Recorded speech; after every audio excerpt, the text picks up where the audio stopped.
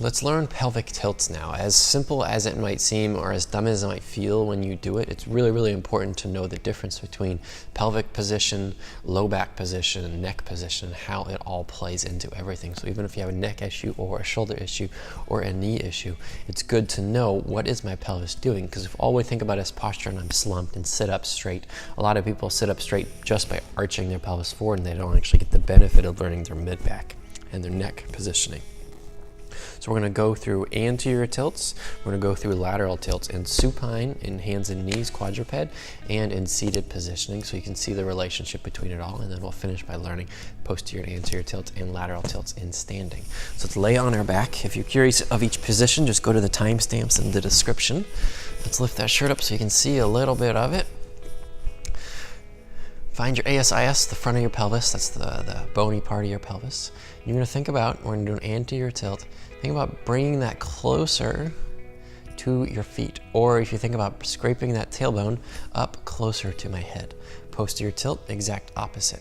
Anterior tilt, posterior tilt. Notice how I'm not doing a bridge and lifting up, and notice how when I'm arching, I'm not just arching my back.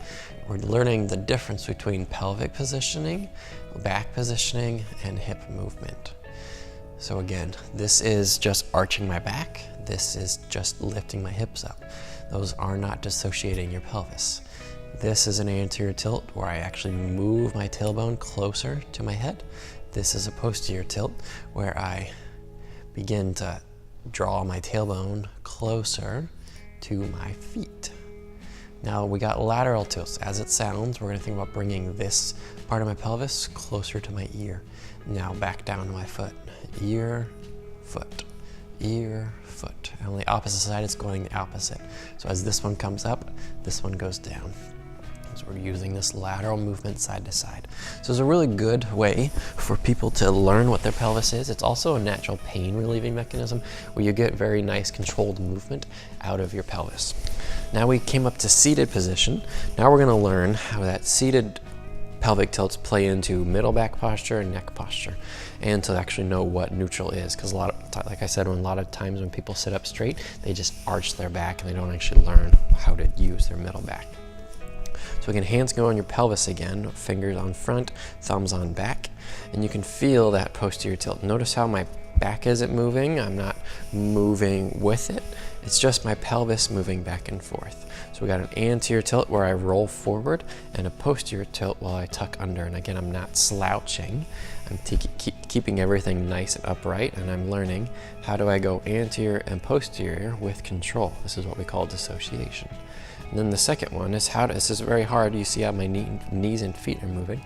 But how do I do a lateral tilt side to side? So if I lift this up, how do I think about bringing this pelvis bone closer to my ribs? And I'm not just moving my shoulders. The movement is initiating from my hips. It'll be easier if you have your feet anchored, so your knees and feet won't move much. And again, I'm not lifting my knees upwards. I'm thinking, can I segmentally squish this together, activate that oblique, and lengthen the other one? Good. So anterior, posterior, side to side. This is a good time to talk about middle back positioning. Let's show you a side to side angle.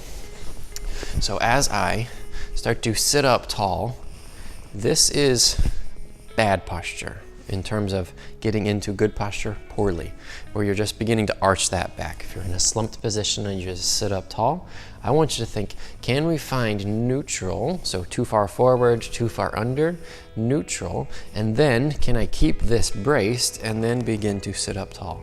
This is what I call the puppet position, where I'm thinking, pull my head up like a puppet. So everyone probably knows about chin tucks, right? Squeezing shoulder blades back, anterior tilt so you sit up tall. I want to simplify it for you, where you learn what neutral is, keep that neutral, keep that core just gently turned on. You're in that slumped position. How do you get pulled upwards? You engage these middle back muscles and you engage these deep neck muscles. That's how we like to teach our chin tucks. It's not about pulling that head backwards. It's about saying, how do I actually elongate my spine? And when I'm in this position, my deep neck flexors are working, my middle back straighteners are working. So again, find neutral. This is why we work on seated tilts first. Find neutral, keep it braced, and then I want to think from a slumped position, can I begin to sit up tall? And when we're here, I don't even have to worry about squeezing my shoulder blades back, because your shoulders actually should be neutral. They shouldn't be rounded. They shouldn't be too far squeezed back. And how do we make sure they're neutral? We actually get our back in the right position. So it's like bringing your back under your shoulder blades rather than your shoulder blades over your back. So we hold that there, and then we think sit up tall like a puppet. That's elongating this area, stretching this out.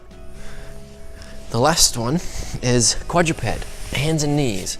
So you're on your hands and knees positioning, and you're thinking, can I find anterior and posterior tilts in this position? So a lot of you might think cat and camel positioning, and that's an exaggeration of it, but I actually want you to learn, how do I move my pelvis differently, independently of my low back and mid back? So I think start to curl that tailbone under and arch that tailbone backwards. Like I said, all these things seem really simple, but if it's very hard for you, it kind of makes sense that you have back pain or neck pain or shoulder pain, because we don't have control of that pelvis. Anterior tilts, notice how I'm not just arching my back and rounding my back. It's learning, how do I just tuck my butt under and lift it up to the ceiling. This is a great position to control your squat positioning. Now we have the lateral tilts. Again, it's a little bit smaller movement. So let's lift that shirt up so you can see a little bit better. Now I want to think, can I bring my pelvis closer to my ear? This is hard for me, actually.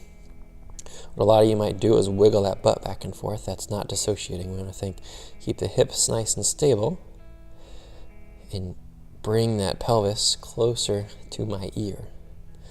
So if I show you, we think, bring that pelvis upwards. So we're squishing here. And then as the other right side goes up, the left side goes down. Good. Now if we get to standing positioning, my head's gonna be out of the frame, sorry about that. But we put our hands in this position. Many of you might be very arched, anterior tilt, or you might even be posterior tilt. So this is the disc herniations, or the facet impingement in the neck, or the shoulder impingement in the shoulder. This is a bit more of the facet impingement in the back, or the pec strains, or bicep strains, or rotator cuff strains in the front. All can be associated with your pelvis. So you put those hands on your pelvis. I want you to tuck under and squeeze back. Tuck under and squeeze back. Notice how I'm not really arching my back and I'm not rounding under. We want to learn, how do I control this pelvis, and then find neutral. And then as you get into a little bit more of a squat positioning, this is progressing, didn't plan on this, but you can learn, how do I control my pelvis as I get down into a squat? As we get deeper, how do I control my pelvis as I get down into the squat? So I go into a deadlift. How do I control my pelvis in that deadlift? So this is important for those who have lifting injuries, like lifting boxes, lifting kids, or lifting weights. You might be in that rounded position. You need to learn, how do I actually stick my tailbone upwards and control my pelvis in that position? Important for walking, as I'm on a single leg. How do I control my pelvis laterally? This is why laterally is really important. How do I control my pelvis forward, backwards? For those of you who have running or walking and injuries, the pelvis is really important. As you read in the guide, where the pelvis goes, the rest of the body tends to go. Unless it's the neck or the shoulder, and that tends to go opposite.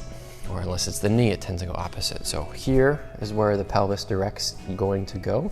Here is where the pelvis tends to go opposite. If you have any questions, let us know, but it's really important just to learn, how do I control that pelvis anterior, posterior, and lateral. It's also a really nice pain reduction position to get some movement out of that back. When the body moves, it gets new blood flow, it gets new stimulus rather than being a bit stagnant. If you have any questions, let us know.